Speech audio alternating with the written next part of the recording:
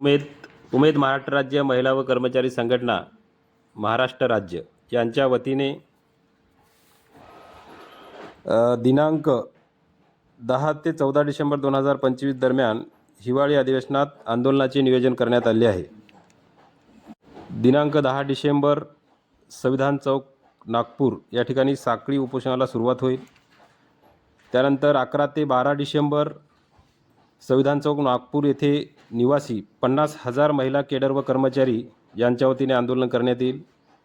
दिनांक 13 डिसेंबर 2025 रोजी long march Ravi Nagar वसाहत ते संविधान चौक, जपान गार्डन येथून संविधान चौक व दीक्षाभूमी येथून संविधान चौक याच्यामध्ये 1 लाख महिला व कर्मचारी यांचा सहभाग असेल। 14 डिसेंबर 2025 रोजी धरणे आंदोलन संविधान चौकमध्ये आयोजित करण्यात आले आहे। त्यामध्ये 1 लाख महिला केडर व कर्मचारी यांचा सहभाग असेल। 14 डिसेंबरलाच विराट मोर्चा विधान भवनावर धडकणार आहे। त्यामध्ये 1.5 लाख महिला व केडर कर्मचारी यांचा सहभाग असेल।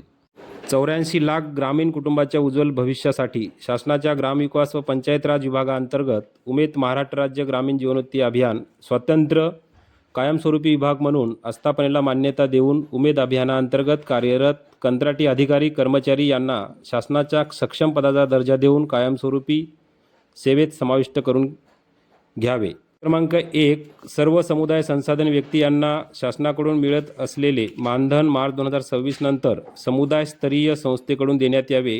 हा शासन निर्णय रद्द करून मार्च 2026 नंतर देखील सर्व केडर कार्यरत ठेवून शासनाकडून मानधन वितरित व्हावे व उमेद अभियानातील सर्व कार्यरत गावस्तरीय केडर यांना शासनाकडून ग्रामसखी म्हणून मान्यता द्यावी। क्रमांक 2 उमेद कर्मचारी यांना नोकरीमध्ये पदोन्नती देण्यात यावी। IJP प्रक्रिया लागू करण्यात यावी।